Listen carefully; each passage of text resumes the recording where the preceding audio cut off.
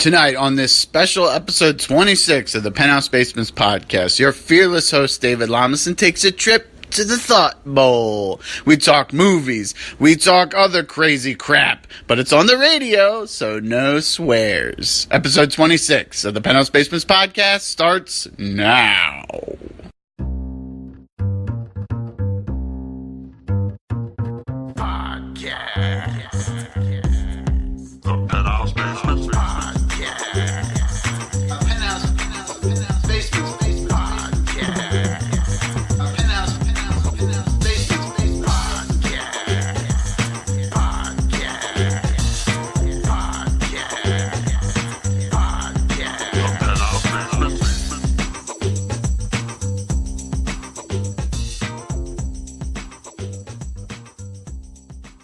Good afternoon. It is 4:02 and you're listening to the Thought Bowl. This is WOWDLP Takoma Park. I'm Heather. I'm Pete. And we have with us today Dave Lomison. Hello. And he is, one of the things I know about Dave is he is in an improv group with Pete. And tell us the name of your improv group. The name of our improv group is the Penthouse Basements. All right. And he's also a at least amateur movie critic. Have you done this professionally? Or? Yes, I've done it professionally. I've written for Time, Newsweek. None of those things are true. Pete, the Chicago Tribune. Don't forget the Chicago Tribune. This is fake news perpetrated by Pete. I'm a film cricket. I rub my legs together and film criticism happens. See, here I am doing it right now. Rogue One was mediocre. See? Don't start that argument again. All right. Okay. So we're going to be focusing, I believe, on the Star Wars epic movie series. The trilogy. The trilogy. Yeah. Mm-hmm. The expanded trilogy. And also the Cadillac Records movie. And we'll hear some songs from that. And but we might step out into some other movies as the spirit takes us. Never heard of Cadillac Records, Pete. You're going to have to take point on that one. It's a fantastic movie. It's about a talking Cadillac. Yeah. That it's like Cars. It's like Cars. It's a prequel to Cars. Yeah. He starts a record label.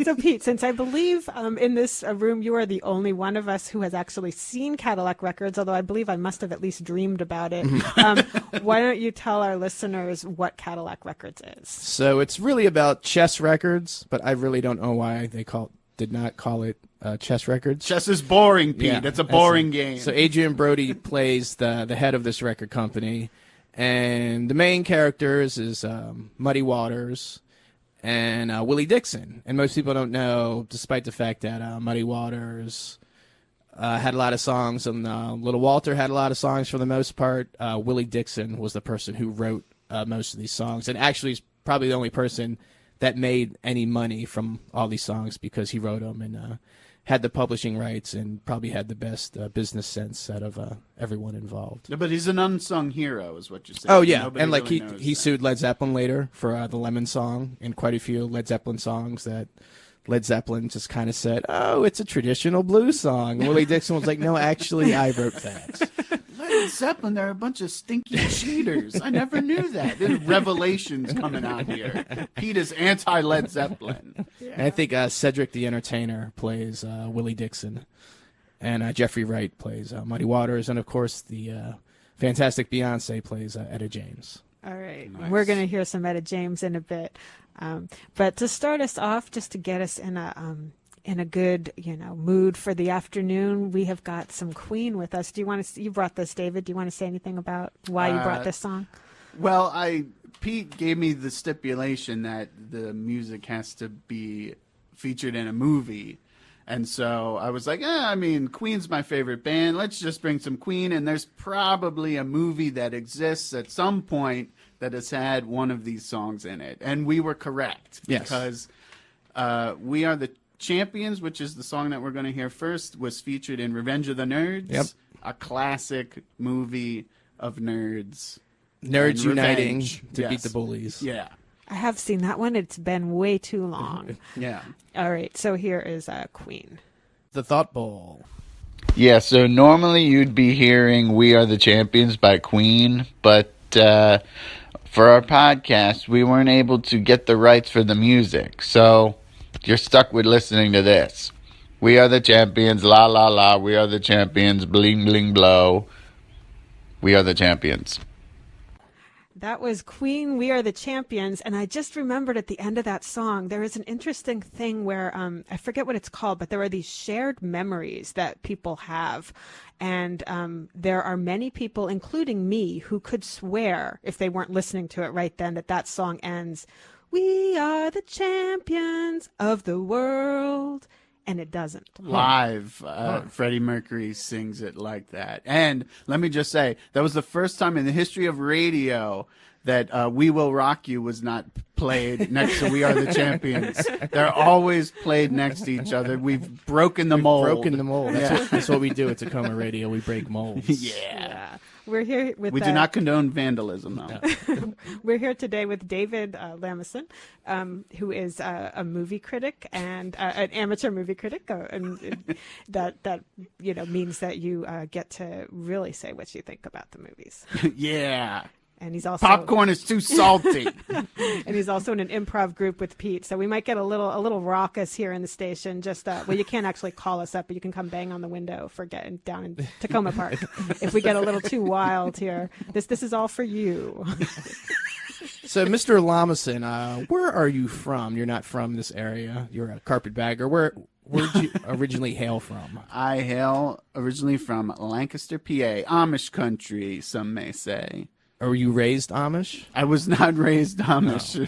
Every time I mention Lancaster County, I'm always asked if I'm Amish, which I love getting asked. I mean, is it like a lot of Amish in that? Oh, yeah. I mean, like, your neighbors are Amish? The ground zero for Amish, really? I'd say. Probably the most. So you'll probably run into an Amish person somewhere. You can't swing a dead cat over your head without hitting an Amish person. We don't advocate swinging dead cats. No, right, no. Only live cats. But the most important question about Lancaster, what do they call soda? Oh, soda. Just it's soda. Called soda, yeah. No, soda? we don't use the P word. We don't use pop around there. That's sacrilege. Oh, okay. So it's just soda. Yeah. Okay. Soda. And you don't really have is there a accent from that area, or? I mean, some people say Australian, Czechoslovakian, German. It just maybe sound like I'm drunk sometimes. I don't know. I pronounce words strange, like I have a head wound, Oh, okay. Are you close enough to Philly to have a Philly accent, or do you? Close. It's maybe about 45 minutes, depending on the traffic, okay. I think. So, yeah, close to Philly. But you're a Philly sports. That's your sports team. Yeah, although when I moved here, I adopted the Wizards. So, oh, okay. And this is the first time they've been good in 10 years. Because of you. Yeah. Oh, yep, definitely. That's because of me. So was that why you moved to the D.C. area? Because the Wizards needed you? Yep, definitely. Well, I wanted magic powers, and I heard about these wizards in the area, and I was like, I gotta go meet these guys. And unfortunately, it was a basketball team, and not actual wizards. Right. And it looks like the Gauntlet Wizard too. That's the wizard that the Washington Wizards kind of like modeled. Not like, I think they should have gone like more like evil, like a satanic wizard to like scare teams, because that would really scare teams if you had like an inverted pentagram in the middle of the court. Yeah. It had like Marilyn Manson play at halftime. Like, really strike terror. They could have like guys in like demon suits drop down and like scare the other players as they're like really trying to hit a free throw. Oh yeah, yeah. This is some great. Marketing. Yeah, we need to break. This is an excellent idea. Bring this up to what's his name, Ted Leonsis, who owns both of those teams now. So if it wasn't the Wizards, or if it sort of was, what else brought you to the D.C. area? Well, I originally moved here to be with an ex. She's an ex now. She wasn't an ex then. It's so weird to talk about exes, because you don't want to say their name, because then they're like, oh, well, who's that? Just like somebody that you wanted to move in with and they didn't know you were going to be there. You're going to be a squatter with them, but you're not with them. So ex. So, well, what's their name? Right. So, yeah, you just say ex, I guess. Yeah. And we moved in together. We're not together anymore. She moved back to Pennsylvania. I decided to stay because I love the area. So it's nice to be near such a big city like D.C., the hustle and bustle. And plus, you got politics and, the metro and, people watching and like giant rats you can ride around on in the gutters. And it's great. It's great. So since we're talking about movies today, do you remember what is the first movie that you ever saw? Remember it vividly. My father and mother, they took me to see Return of the Jedi when I was a wee lad, 2 years old. And I was so scared when the Jabba the Hutt's pig guards came out that I cried, and I had to be taken out of the theater because I wouldn't stop crying because they were so scared. So you were the crying kid at the Star Wars. I was that kid. I was that kid that you probably threw an M&M at. Right, yeah. Because I was like 14 or 15 when Return of the Jedi came out. That's awful, though, because then if you get taken out of the theater at that scene, that's what resonates in your head. I mean, that was probably like the whole movie for you for a while. It's like a biopic about like Porky Pig's like large brothers. Yeah. That's what I thought Return of the Jedi was about. So was it a long time before you could make yourself see it again? Or did you see it when you were 3 and then 4? I can't even eat bacon now. I'm so traumatized about those pigs. No, I mean, and you see them again when, adolescence. I mean, Star Wars is so woven into the fabric of like pop culture and society. Like, it really is unprecedented. Like George Lucas, like what we may say about you for what you did to the prequels, like hats off to you, about creating this world that, I mean, it's probably the most universally liked thing that America has created. Yeah. Well, let's see. We've brought we have a song ready from the Star Wars movies or not yet? Yeah. So this song is from Return of the Jedi. The original Return of the Jedi, not the special edition. I'm just searching for it here, and it's a song that Jabba the Hutt likes. So it's called "I Like Big Butts." So I cannot lie. But speaking of Jabba the Hutt, how do you view Jabba? Do you just view him as a real evil person? Or just... I mean, he's just trying to get by. He's just a criminal. He's like the Al Capone of the Star Wars universe. A roguish, criminal, if you will, like Robin Hood, a morbidly obese Robin Hood, without bows and arrows. Literally nothing like Robin Hood, actually, except he eats frogs. I think I need to write a ballad now called Jabba the Hood. Jabba the Hood. All right, so this song, I found it. It's called Lapti Neck. And like, say what you want about Jabba the Hutt, but his taste in space funk is pretty good. And bodily funk. Okay, so you'd normally be hearing a really nerdy Star Wars song.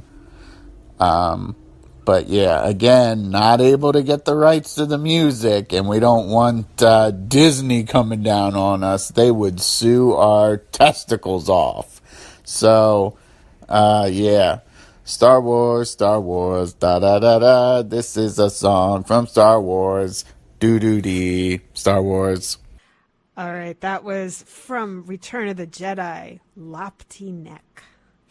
And I believe it said it was by the Jabba Palace Band? Or yeah, in the movie, I think it was... So, was it before or after Lando shows up in disguise? And he hits his head on the ceiling? Yeah. Was it before or after that when the band started playing? I think it was after that. Oh, okay. It was just before Luke fell into the pit. Uh-huh. Am I remembering that right? Yeah, I think you are. Is there a falling into the pit in every Star Wars movie? I think there is some type of... It's symbolic of man's descent into chaos. I think.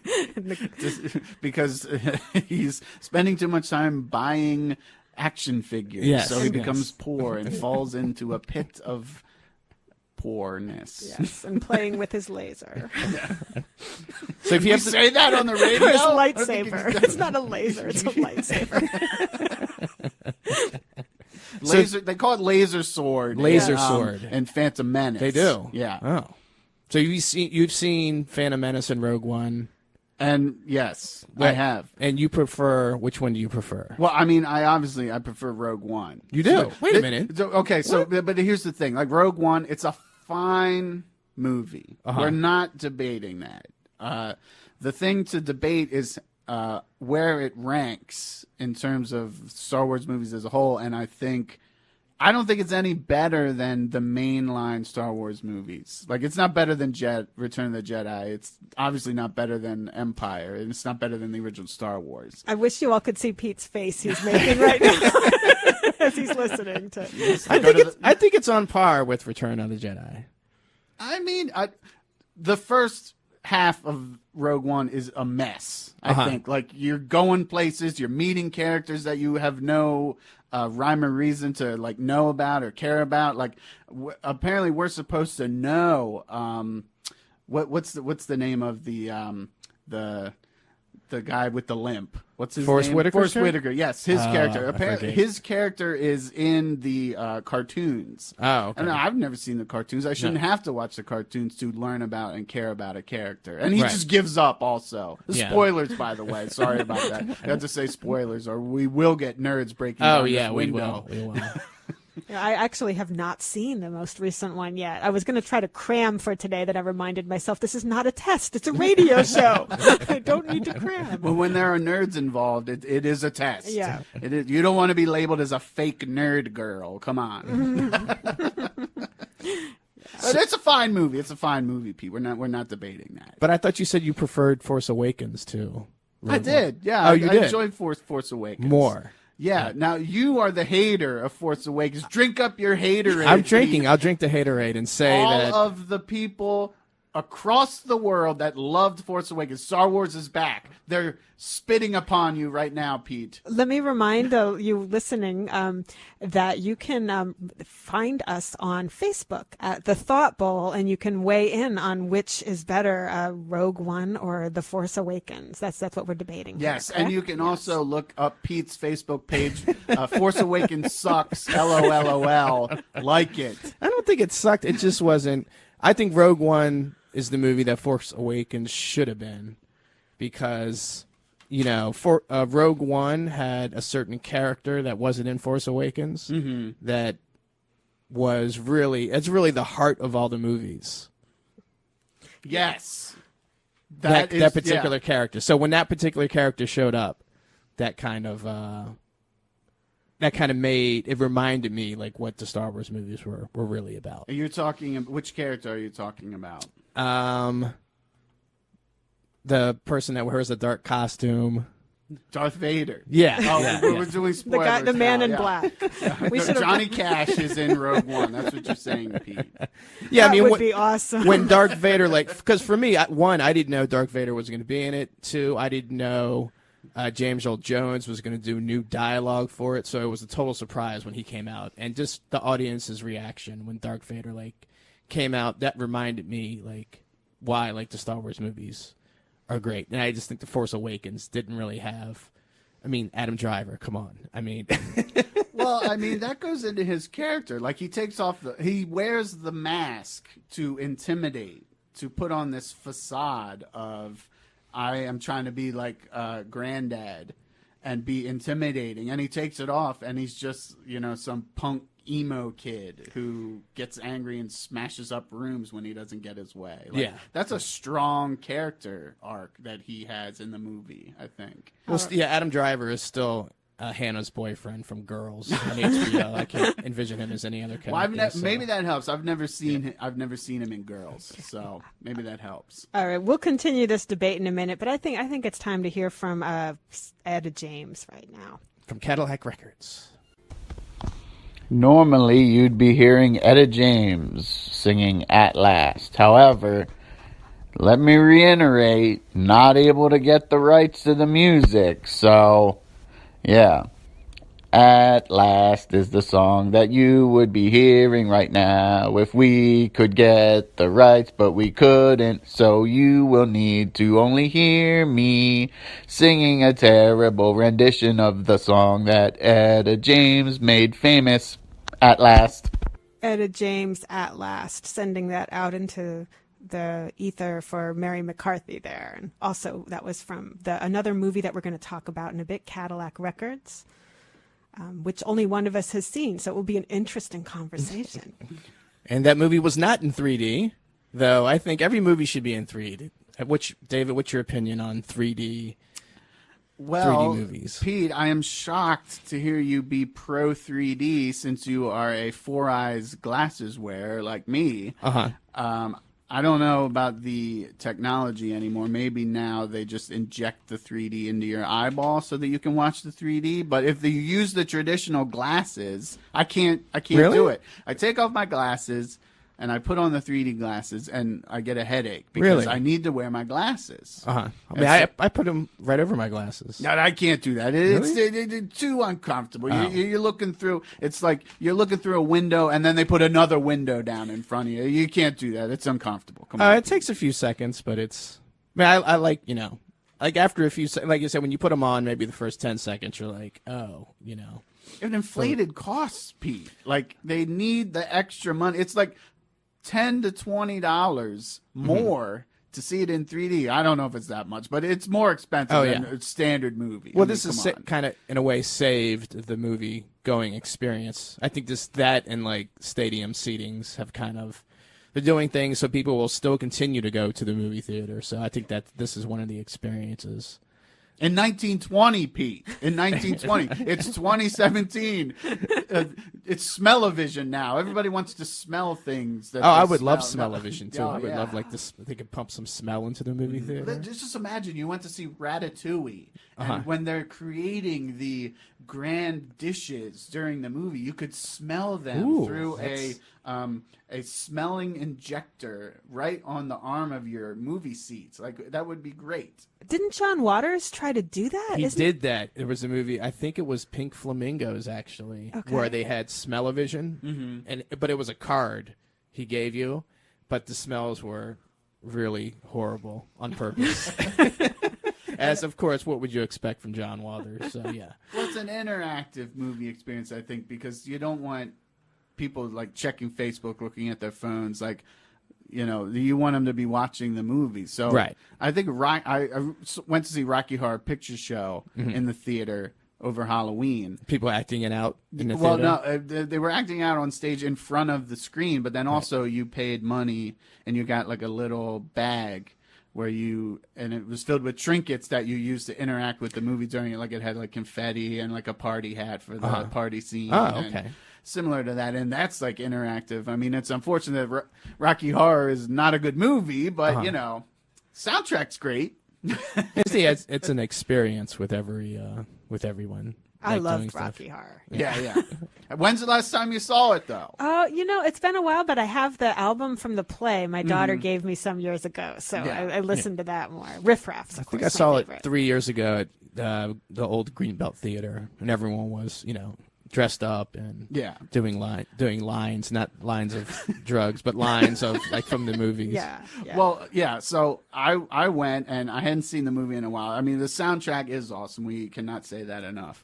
But then there comes a point in the movie that it drags. And you're sitting there and you're questioning life choices. You're questioning your existence. Why am I here? What led to this moment? And then an hour later, the movie ends. Have you figured out your life by that point? No, because it's so bad. It's like you just witnessed a car crash.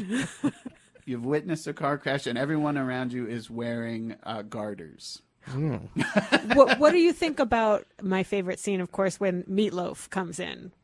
I mean, I enjoy the food, Meatloaf, and also he has a powerful voice. Powerful voice with or without saltines mixed within him. It's very good. Yeah. Yeah, I think he got his start on the original Broadway production of Hair. Meatloaf did? Yes. And he was in the original, I don't know if it was the original Broadway production, but he was in a production of Rocky Horror. Oh. I'm pretty sure.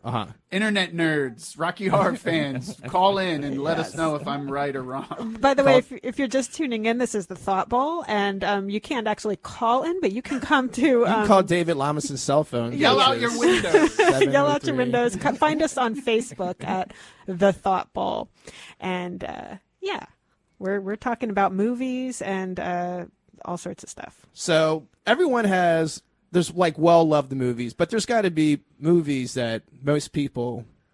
Is there one movie that most people like that you don't like for example, say the top 5. If most people put down their top 5 movies, The Godfather would be one. That's a good movie. Okay. No complaints here, Pete.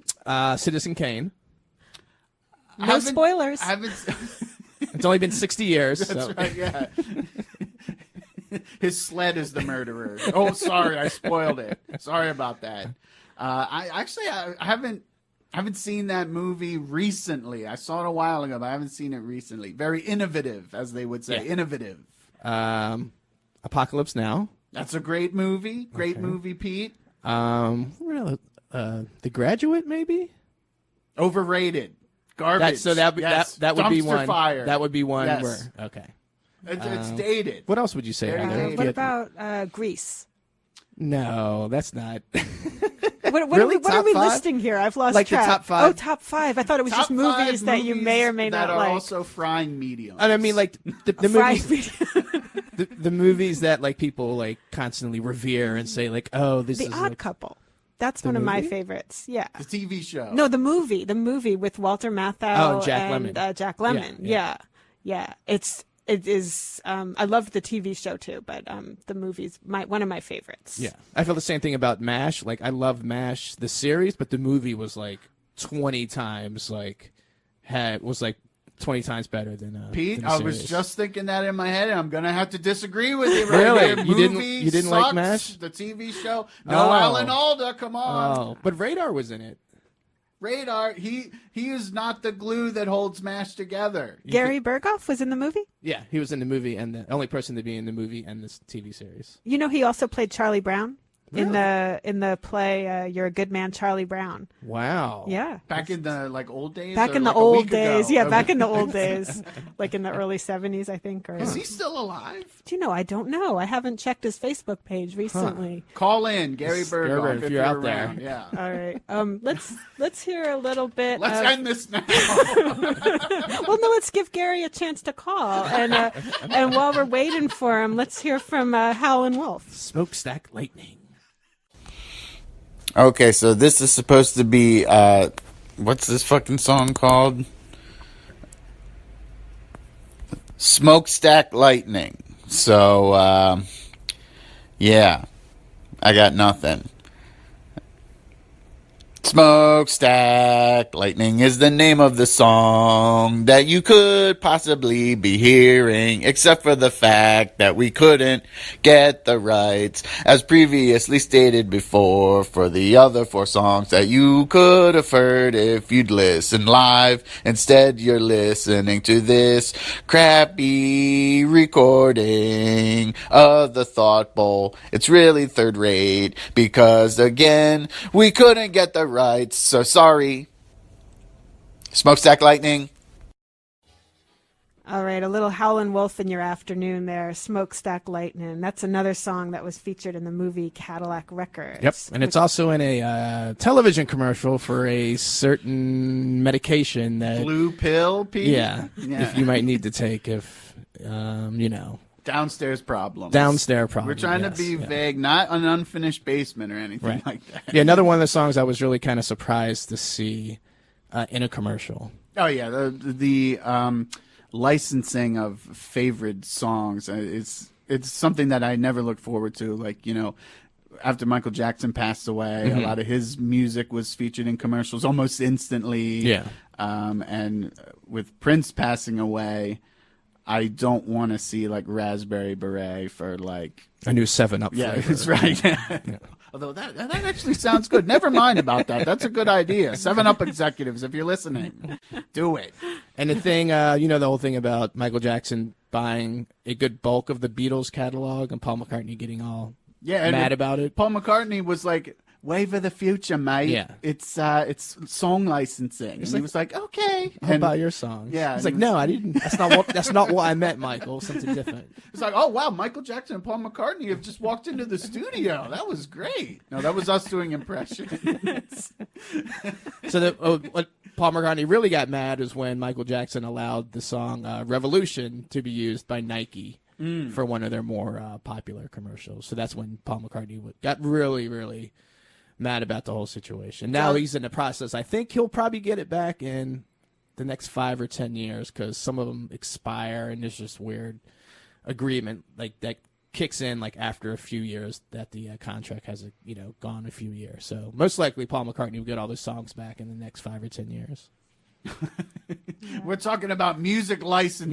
Yeah. I'm trying to remember. I can't remember the name of the song, so it had the word blue in it. That narrows it down. And Elton John one that when I was a teenager, it was all of a sudden it was on a commercial for blue jeans or something. Does he do Forever in Blue Jeans, or that's somebody else? Maybe that's Neil Diamond. That's Neil Diamond. Okay. He has that line in Tiny Dancer, "Blue Jean Baby." I don't think that was it. If you know, come go to Thought Bowl. We're really desperate to have you go to our Thought Bowl page on Facebook. Interact with us. It's just a ploy. Like we act like we're clueless, but it's just to get people to go on our Facebook page and correct. See if you're paying attention. Yeah. And if you're listening and think you want to be a guest on here, let us know that too. And we interview people through our community here. Because you're walking down the street and you see someone, and you're like, what's in their head? And we try to go up to them and say, hey, you want to be on the radio station? And they're like, yeah, sure. I was literally sleeping in the dumpster outside. And I was like, hey. Pete came out to throw away some of his refuse, and he was like, you want to be on our show? And I was like, sure. So here I am. This could be you. Yeah. A good plan that was. So you also have a podcast that you do. Yes. With you have been on it also, Pete. Don't sound like you're not one of the people responsible for it. It's called the Penthouse Basements Podcast. And we just talk about random stuff. We just did an episode where we made our own Super Bowl ads, and we also talk about our improv group, like if we've just had a show or we have an upcoming show, we talk about that. And we plugged our first Tuesday in every month show at the Pinch in DC. Come check us out, and we'll be funny. Buy a beer. We'll be funny. Funnier with alcohol. And how many of those podcasts have you done? 25. Really? It's been 25? Yes. Well, considering we've been together for 10 years. It seems like that. We've been together for like 5-6 years. That's like one every. Yeah, one a quarter. We have a quarterly. It's a quarterly podcast. Yeah. Quarterly podcast. So your all's improv group, the Penthouse Basements, is that the same people? Have they been in it for a long time, or does it rotate with? I think we've had a core group of 5 to 7 people that have been in it since the beginning. Like Pete, you joined later. Like you were in the Jesus Cats. I was in the Jesus Cats. Yeah, you joined later. And for some reason, I get kicked off the email list, so I didn't think you guys were meeting up anymore. We were trying to tell you something, Pete. Yeah. Then I just showed up, I guess, like 5 or 6 years ago. Yeah. It's like, this guy, he's not going to like the next Star Wars movie. We should not have him come. I can see into the future, I know. 5 years from now when the next Star Wars movie comes out. And now, do you all practice for your improv shows, or is it all just get together and improv? Yes, every Wednesday we get together and we play. Well, we do short form improv, which is games like you'd see on Whose Line Is It Anyway, and we get together for 2 hours every week and just play a bunch of games. And if we don't have enough people to actually practice, then we do a podcast. So that's why the podcasts aren't consistently put out, because we have more people now too. Also, so we have 6 or 7 people that come on a frequent basis now. Yeah, so all of our fans that have been clamoring for the podcast, they've been very sad because we've actually been doing live shows. So, and when will the newest podcast, when will that hit the air? Hopefully tonight, depending on certain things, emails and people's laziness. But I'll try to get it out tonight if the editing gets done. How did you start doing improv? Was that after you moved to DC, or when you were living in Amish country? Were you? Well, I saw Whose Line Is It Anyway in college, and I was so enamored with it. Like, it's so funny. Like, at least the early episodes. The British version, I think, is the better version with Clive Anderson as the host. The Drew Carey version has its positives, but I think overall the British version's better because there's more of a variety of guests on it. But I saw that and I was like, I really want to do this. So I went to my theater group in college, Millersville University, Shout out to the Marauders. The Marauders. And I was like, do you have an improv club or anything? And they were like, no, we don't have anything like that. You'll have to start one if you want to do it. And so I did. And I started my own improv club. I was like the Drew Carey, and I did the posters, and I did like set up the meetings, and I was like the PR person. And sadly, no one continued it after I left, but it was a good experience to do all that, and I got to do what I loved, so it was good. That's the one thing from college that has stayed with me. Art degrees, they're not worth it. So so when did the Penthouse Basements, when did you meet up with them? How long after that well, I was experience? like job hunting and like surfing Craigslist like everybody who's unemployed does to pass the time, and I found their ad looking for people to join an improv group, and I went to Jeremy's creepy basement for the first meeting, and we've been together for the last 6 or so years. Oh. How can people get involved in improv if someone's listening to this and thinks this sounds like a lot of fun? Well, our group is just the tip of the iceberg. If you want to do improv, go to your street corner and yell things out off the top of your head. I mean, that works. You don't have to be constrained by any group, quote unquote. So, do what you want. Or you can search for us on Facebook at the Penthouse Basement. Yeah. Or you can take classes. If you Google improv classes in Washington, D.C. area, I know at least 3 or 4 different theaters that offer, usually like they kind of get you in with like a free workshop. Then, you can take a class and go through the entire, 1, 2, 3, 4 level curriculum, then start teaching improv. All right. Let's hear from, just for no particular reason, except it's a good song, and it's from Cadillac Records, I believe. Let's hear from Chuck Berry, No Particular Place to Go. Okay, so this is supposed to be Chuck Berry, No Particular Place to Go, but, yeah. We couldn't get the rights yet again, so sorry about that. Don't worry, I won't sing a crappy rendition like the last couple times. But maybe I will. Chuck Berry was supposed to sing a song right now. However, again, as previously stated, we could not get the rights. However, we do have a particular place to go. Unlike the name of the song, which is No Particular Place to Go, the place that you could go is down to your local record store, CD shop, FYE, or Suncoast. If those still exist, you could get a copy of Chuck Berry's greatest hits and listen to this song because it's pretty good, but if you choose, you could just replay my version instead. No particular place to go. All right, a little Chuck Berry for you on this Saturday afternoon. No particular place to go because you're listening to The Thought Bowl. We're with you till 5 o'clock. We come to you every other Saturday from 4 to 5. And we're here on Takoma Radio, and there's a lot of great shows on this station. You can find the whole schedule at takomaradio.org. Today we have with us Dave Lomison, who's been talking with us about movies and improv, and what else did we talk about? Lancaster, PA, Lancaster, PA, Amish country. It's been a whirlwind episode, I think. Talked about for years. And you're also a professional dog sitter. Well, you get paid to dog sit. I get paid to dog sit, yes. Do you dog sit for multiple people or just one person? No, just one person. Oh, okay. You specialize. Yes. I specialize in corgis and pocket beagles. That's it. Beagles? It's a mutant hybrid of a regular beagle. It's just smaller than normal. And they were like, beagles, these things are too big. We got to make them smaller. So that's a pocket beagle was invented. Yeah. Similar to Chinese foot binding, except they do it with a beagle. Yeah. Yeah, I was going to say kinder, but then I'm not a beagle, so I don't know. But I'm picturing them in like someone's little shirt pocket, like with the pencils and pens next to them. Yeah, maybe at birth they could probably fit into something. Mm-hmm. Yeah. But I guess now it's someone else that's in our improv group has that pocket beagle. Yeah. And something that's kind of weird. Like the upstairs neighbor bought this dog's cousin.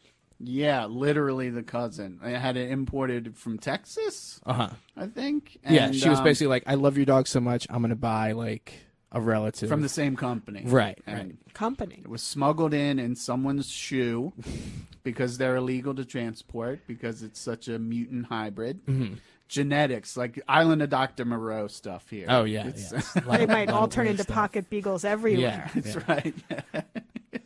Now I'm picturing that, like that Japanese Island of Rabbits. Have you seen that video? Oh, yeah, yeah. Yeah. Maybe there's a pocket beagle one Oh, somewhere. that would be cool. It could be, yeah. I mean, beagles are already rambunctious and too smart for their own good. And this, I think, genetically, because of the manipulation to make it pocket-sized, it has those traits, like, turned up to 11. Oh, Like, yeah. So, speaking of turning up to 11... Spinal Tap. Spinal Tap, yeah, that's another great movie that I mean, all Christopher Guest stuff I think is worth talking about because he's somebody that most of his movies are all improvised. Like he gives the actors like a little card that has like what's happening with the plot of the movie up to that point and a little bit about the character, and the actors come up with the rest. So. How would you describe this as Spinal Tap if someone is listening, as someone might be, who has not heard of this movie? Well, this is a good clarification. Christopher Guest himself, he hates the term mockumentary. He does not like that term, but people have used that term to describe his movies. He just considers them to be comedy documentaries. That's what he says. Huh. And he's notoriously a not pleasant person in interviews and stuff. Is he the one that was Squiggy from Laverne and Shirley? Is No, that Chris- was David St. Hubbins. Which one is He's, Christopher Guest? Christopher Guest is Nigel. Nigel, I can't remember. Nigel Tough. Oh, Tough- okay. I know yeah. you're talking about. Yeah. Yeah. And he was also on Saturday Night Live, and he was in Waiting for Guffman. He was Corky St. Clair. Oh, okay. Yeah. Okay. I know what you're talking about now. So Waiting for Guffman, that's probably my favorite of his movies. You know, it's like picking your favorite child, though. They're all Yeah. so good. Yeah. Like Mighty Wind is good for reasons, and Best in Show also is a classic. Oh, I love Best in Show. Yeah. Yeah. That's one of my favorites. Yeah. And that style is actually an improv style now where I guess it's a mockumentary. Like you come out where you're basically talking to the camera. Comedy documentary, Pete. Yeah. Where you're talking. Christopher Guest, if you're talking to the listening. camera. That wasn't David that said the word, the M word. Mockumentary. No. Comedy drama. Yeah. Where, you know, like The Office, like the American Office. Yeah. Where you're basically talking like you're being like interviewed. Yeah. Like you're filming a documentary. And The Office is very funny, but like I guess I don't understand why they're using it for that. Like, are we just supposed to assume that there's just cameras filming in the office's office during the course of the show? Is that what we're? Yeah, it's really, yeah. I think the British version does a better version where you do feel like that's going on, even though they never say that.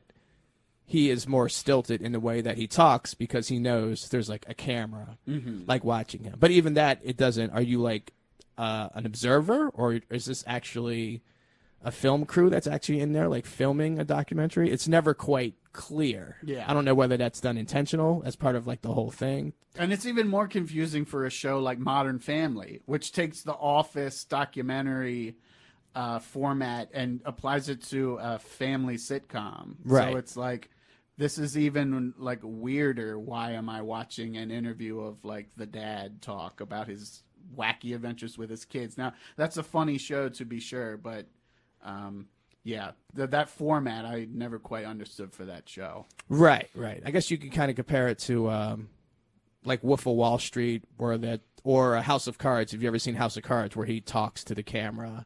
But that's like literally breaking the fourth wall, what House of Cards does. And then Wolf of Wall Street. Film noir, Pete? Is that similar to that? Is that what you're talking about? I think film noir, when I hear film noir, I just think of like the old detectives. I don't know whether that's just that or that's a style of film noir, but when people say film noir, I think of it was a cold and rainy day, and she came into my office. Yeah, I think She was the type of girl that drives every man crazy. I think the Maltese Falcon was that either the first film noir or like a very classic one of it, with now it's Humphrey Bogart. Is he the one in that? I think. If you've not seen Maltese Falcon, it's very good, and I saw it on the mall. Remember, did they still do that? Where they in the summer have films on the mall? If you're new in the area, that's something that is kind of fun. That you can go. I don't know. You can bring a picnic and just hang out on the mall and watch a movie. And I think we saw All the President's Men. Yeah. Me, you, and Mike. Yeah. I think it's called Screen on the Green. Right.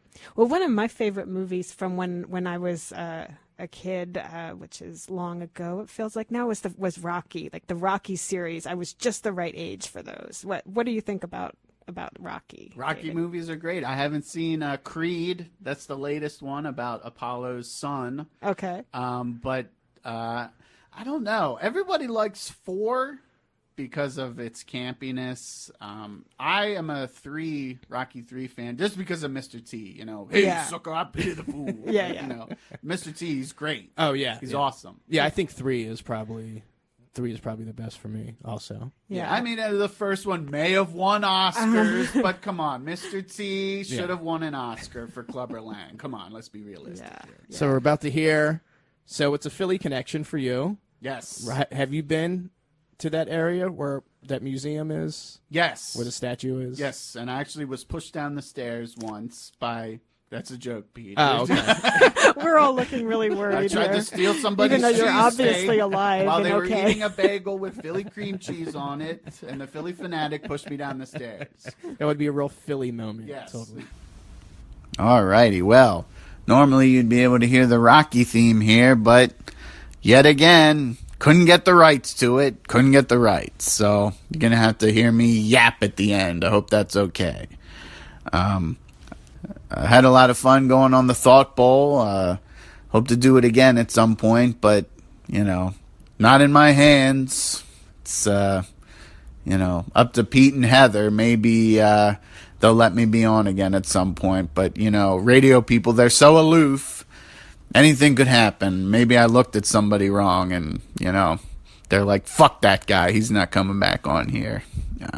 Anyway, just want to thank Pete and Heather. If you want to listen to the Thought Bowl again, it's WOWD 94.3 Takoma Park FM radio. The show is from 4 to 5 p.m. every other Saturday. That's every other Saturday. So, if you want to figure out when the next episode is, I think their last one was on March 11th. So grab a calendar, because that's the only way you're going to be able to figure it out, because, you got to take the date that you're listening to this podcast and add 2 weeks, but then subtract from the day that you're on, and then cross-check that with whenever March 11th is. So, it's nuts. But you can do it. I think you can do it. I can't help you, but I think you can do it. I believe in you. You can do it. Anyway, as for the Penthouse Basements Improv Club, we are on Facebook, YouTube, and Twitter. Just go to those places and search for the Penthouse Basements. And if you want to see some hot, spicy, live improv action featuring us, you can come to The Pinch in Washington, D.C., the first Tuesday of every month. We do a live improv showcase cavalcade with some other groups. It's free. Just come and buy booze, support the venue. One of the troops that we perform with is Thanksgiving 2007. They're a long-form improv group. Those guys are hilarious. You should check them out. They're really funny. They've been with us since the beginning, and they're awesome. Anyway, that's it for the special episode of the Penthouse Basements Podcast. Thanks, everybody, for listening, and sayonara. Podcast.